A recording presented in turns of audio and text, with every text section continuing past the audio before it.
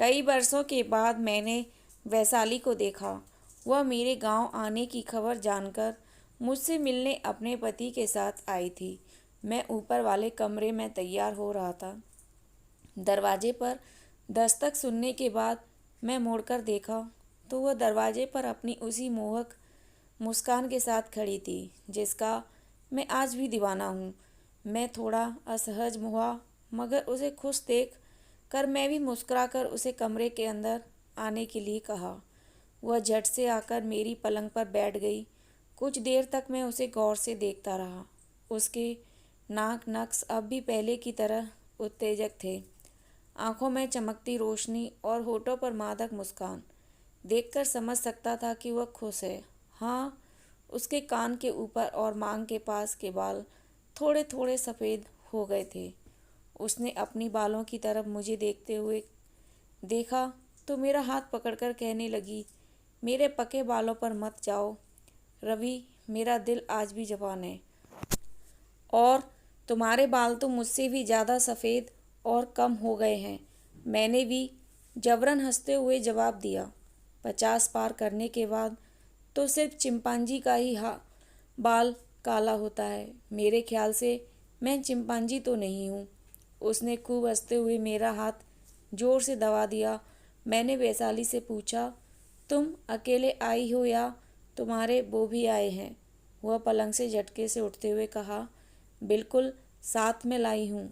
अब तो ऐसा हो गया है कि हम दोनों कभी भी एक दूसरे को अकेला नहीं छोड़ते। भाई, मर्दों का क्या भरोसा, कब कोई और पसंद आ जाए। बोलकर जोर जोर से हंसने लगी। मैं उसके चेहरे की खुशी को काफ़ी देर तक निहारता रहा। वह हंसती रही। वह बहुत खुश थी, मगर बीते दिनों को याद कर मैं खामोश हो गया था। मेरे गंभीर चेहरे को देखकर वह अचानक चुप होकर मेरी आंखों में देखने लगी। मैं समझ सकता था कि मेरी खामोशी उसे तकलीफ दे रही है। थोड़ी देर की चुप्पी के बाद वह बहुत देर से थामे मेरी हथेली को छोड़कर कहा, मैं खुश हूँ रवि, वो मुझे बहुत प्यार करते हैं। हाँ, जब भी तुम्हारी याद आती है तो दुख होता है।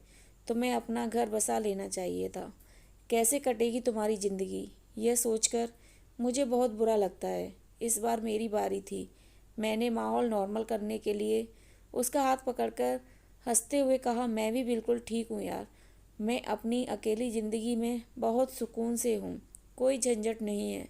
उसने अपना हाथ छुड़ाया और दूसरी तरफ मुड़ते हुए दुखी स्वर में धीरे से कहा, मैं खुद को तुम्हारा गुनहगार समझती हूँ रवि, मेरी वजह से तुम्हारी ज़िंदगी बर्बाद हो गई।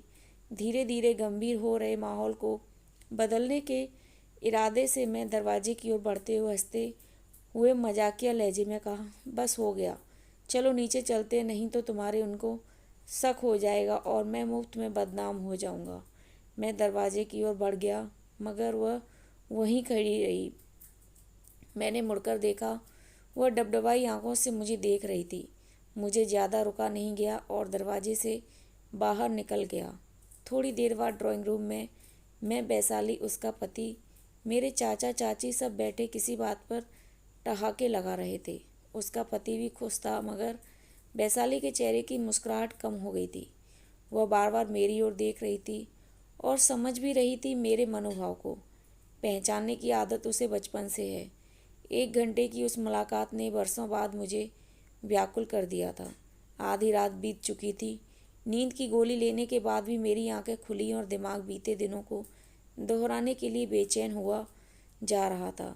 बचपन में ही माता पिता के देहांत के बाद मेरी परवरिश चाचा जी के अनचाहे रिश्ते के भेंट चढ़ गई थी। उनके कई बच्चों के साथ मैं पल तो रहा था, किंतु उनके प्यार और दुलार से वंचित था। इसका बुरा प्रभाव मेरे मस्तिष्क पर स्वाभाविक रूप से पड़ा। मुझे हर बात में भय की अनुभूति होती। मेरा बचपन सामान्य बच्चों के स्वभाव से वंचित हो गया। खुद को हमेशा असुरक्षित महसूस करता।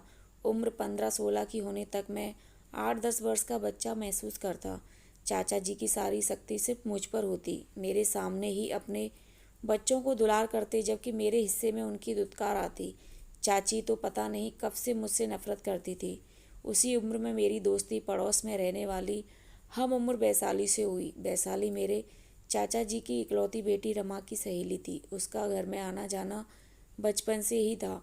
कई बार ऐसा हुआ कि मुझे भूख लगी होती, चाचा जी के बच्चे नाश्ता करते होते, उन्हीं में वैशाली भी होती। मैं ललचाई नज़र से नाश्ता देखता रहता। वैशाली मेरी स्थिति समझती तो जबरन मुझे भी शामिल कर लेती।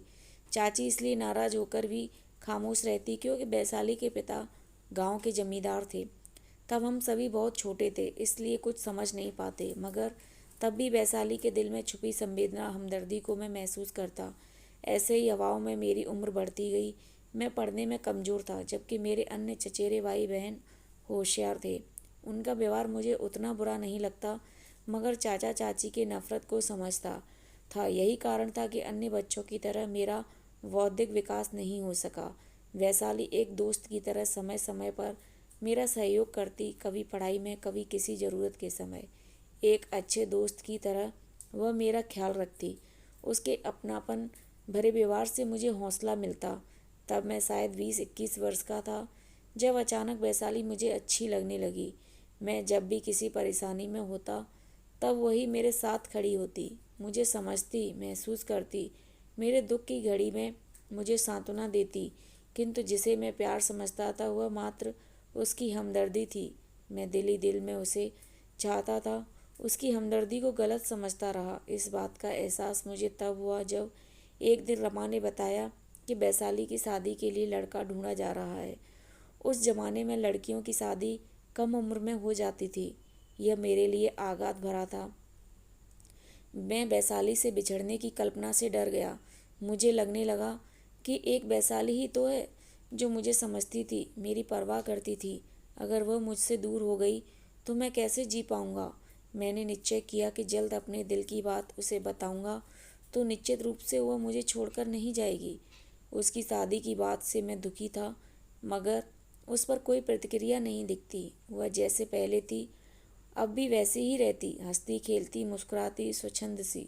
मैं समझ नहीं पाया कि उसे मुझसे बिछड़ने का दुख क्यों नहीं है। एक दिन मैंने निश्चय किया कि आज मैं अपने दिल की बात उसके सामने जाहिर कर दूंगा, हमेशा की तरह। वह रमा के साथ बहुत देर तक रुककर घर से निकली थी कि एक जगह एकांत पाकर मैंने उसे रोक लिया। उसने हंसते हुए कारण पूछा तो मैं अचानक उसका हाथ पकड़कर हकलाता हुआ अपनी इजहार मोहब्बत कर दिया। वह कुछ समय तक मुझे आश्चर्य और नफरत से घूरती रही और अंत में मेरा हाथ झड़ककर गुस्से के साथ वहाँ से चली गई। मैं आज भी उसकी उस नफरत भरी निगाह को नहीं भूल पाता हूँ। कई दिनों से उसने हमारे घर पर आना छोड़ दिया था। वह घर से भी बाहर नहीं निकलती थी क्योंकि मेरी नज़र हमेशा उसके बंगले पर लगी रहती। कभी कभी मुझे आत्मग्लानि भी होती, मगर मैं वैशाली को वे इम्तिहान चाहता था, इसलिए उसकी नफ़रत को अपने नज़र का धोखा समझकर टाल जाता। घर में भी उसके नहीं आने की चर्चा होने लगी। कोई समझ नहीं पा रहा था कि उसने अचानक आना क्यों बंद कर दिया। वजह सिर्फ मैं जानता था। वैशाली की नाराज़गी का असर मेरे मस्तिष्क पर दिखने लगा था। उसके भरोसे और अपनत्व ने मुझे बदल दिया था। मैं एक सामान्य युवा की तरह जीने लगा था, मगर उसकी नाराज़गी मुझे फिर से विचलित और असामान्य करने लगी थी। मैं लगातार स्ट्रेस में रहने के कारण बीमार हो गया। कई दिनों तक मैं बुखार में था। चाचा चाची को तो मुझसे कोई मतलब था ही नहीं, मगर बहन रमा को मेरे साथ थोड़ी हमदर्दी थी, वह भी वैशाली के कारण। वैशाली शुरू से ही हमेशा रमा को मेरे साथ हमदर्दी रखने की सलाह देती थी, क्योंकि मैं बिना माँ बाप के था। मेरी सेहत दिन ब दिन गिरती जा रही थी। दुख और चिंता ने मुझे बुरी तरह जकड़ लिया था। एक शाम मैं अपने कमरे में बुखार से तड़प रहा था। एक खटके की आवाज़ पर आंख खोलकर देखा तो सामने दरवाजे पर वैशाली खड़ी मुझे देख रही थी। उसे पास देखकर मेरी आंखें छलछला आईं। मैं थोड़ा भयभीत भी हुआ कि पता नहीं वैशाली किस तरह पेश आएगी। वह थोड़ी देर बाद धीरे धीरे चलती हुई मेरे पास आई तो मैं मुश्किल से उठकर बैठ गया। वह मेरे पलंग के पास रखी स्टूल पर बैठकर चुपचाप मेरी आंखों में गौर से देखने लगी। मैं संकोच और दुख से भरी अपनी भीगी आंखों को उसकी नज़र से छुपाने की कोशिश करने लगा। उसने धीरे से कहा, डरो मत, मैंने किसी से तुम्हारी हरकतों के बारे में नहीं बताया है। मैंने नज़र उठाकर उसे देखा। वह बिल्कुल सामान्य थी, मगर उसकी नज़र में मेरे लिए पहले की तरह अपनापन नहीं था। उसने कहा, रवि, तुमने मुझसे समझने में भूल कर दी। मैं तुम्हें अपना अच्छा दोस्त समझती थी। इस परिवार में तुम्हारे तिरस्कार को देखकर तुमसे हमदर्दी रखती थी। तुम्हारा खोया हुआ बचपन मुझे दुखी करता था, जिसे तुमने प्यार समझ लिया। मैं वैसी लड़की नहीं हूँ रवि, और न ही मेरे संस्कार हैं। उस रात इसीलिए तुम्हारा व्यवहार बुरा लगा था। मैंने सोच लिया था कि अब कभी भी मैं तुम्हारे सामने नहीं आऊँगी, मगर रमा ने तुम्हारी बीमारी की बात बताई तो मुझसे रहा नहीं गया। मुझे थोड़ा गुस्सा आया, मगर उसे छुपाते हुए पूछा, अगर तुम्हारे दिल में मेरे लिए कुछ नहीं है तो तुम्हें आज नहीं आना चाहिए था। मैं धीरे धीरे अपने दिल को समझा लेता। मैंने देखा मेरी इस हिम्मत पर वह थोड़ी असहज हो गई थी। वह तब भी मुझे देख रही थी। उसने कहा, इन बातों में कुछ नहीं रखा है रवि। तुम अपनी ज़िंदगी के साथ खिलवाड़ और मेरे लिए परेशानी खड़ी कर रहे हो। अच्छा यही होगा कि तुम बात को यहीं ख़त्म कर दो। मैं तुम्हें एक सफल आदमी बनता देखना चाहती हूँ। हम ऐसे माहौल में पले बड़े हुए हैं जहाँ इन बातों के लिए कोई जगह नहीं होती। तुम अपने मन से मेरे लिए ऐसी बातें निकाल दो। मैंने थोड़े सख्त लहजे में कहा, तुम चाहती हो कि तुम्हें अपने दिल से निकाल दूँ? यह अब संभव नहीं है वैशाली। भले ही तुम मुझे अपने दिल से निकाल दो, यह तुम्हारा हक है, मगर मुझे मेरे हक से महरूम तो ना करो।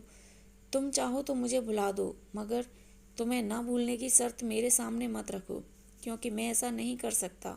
हाँ, मैं यकीन दिलाता हूँ कि मेरी वजह से तुम्हें कभी भी परेशानी नहीं होनी पड़ेगी। इतना बोलने के बाद आगे कुछ भी कहने की मेरी हिम्मत नहीं हो रही थी। मैं उसके पास से हट जाना चाहता था। उसके करीब से हटने की कोशिश में पलंग से उठते ही कमजोरी से मेरे पैर डगमगा गए। मैं गिरने वाला था कि वैशाली ने अपने मजबूत हाथों से थाम लिया। मैं उसकी बाहों में था। एक नज़र उठाकर अंतिम बार उसे देखा। उसकी खूबसूरत आंखें बह रही थीं, उसके होठ थरथरा रहे थे। मैं धीरे से उससे अलग हुआ और कमरे से बाहर निकल गया। पता नहीं मेरे कदमों में इतनी ताकत कहाँ से आ गई थी। उस दिन के बाद उसका रमा के पास आना शुरू हो गया। हम रोज़ एक दूसरे को देखते। उसकी नज़र में दुख होता और मेरी नज़र में त्याग। कुछ महीने बाद उसकी शादी तय हो गई। बड़े घर की लाडली बेटी थी, इसलिए ब्याह भी धूमधाम से हो रहा था। मैं अपने चचेरे भाई बहन के साथ एक अच्छे पड़ोसी की तरह मदद कर रहा था। कई दिनों तक रस्में होती रहीं। इस बीच हम दोनों कई बार आमने सामने हुए। वह खुश थी, मगर मेरे सामने आते ही उसकी आंखें कुछ कहती हुई लगती। मैं बेहद दुखी था, मगर उसकी नज़रों से खुद को बचा लेता। वैशाली दुल्हन के वेश में बहुत सुंदर लग रही थी। उसके फेरे हो रहे थे। मैं दूर खड़ा अपनी उजड़ती हुई दुनिया को हसरत भरी नज़रों से देख रहा था। सुबह उसकी विदाई थी। मैं रात भर उसके घर के बाहर लगे सामियाने में जागता रहा। सुबह की पहली किरण के साथ वह अपने दूल्हे की गाड़ी में बैठने जा रही थी। मैं भीड़ में खुद को छुपाकर उसे जी भरकर आखिरी बार देख रहा था। मैंने गौर किया, वह रोती हुई अपने परिजनों के गले लग रही थी, मगर जब भी नज़र उठाती तब मुझे ढूंढती हुई महसूस होती। आखिर में उसकी नज़रों ने भीड़ में मुझे ढूंढ ही लिया। मुझसे नज़र मिलते ही वह जोर से सिसक उठी।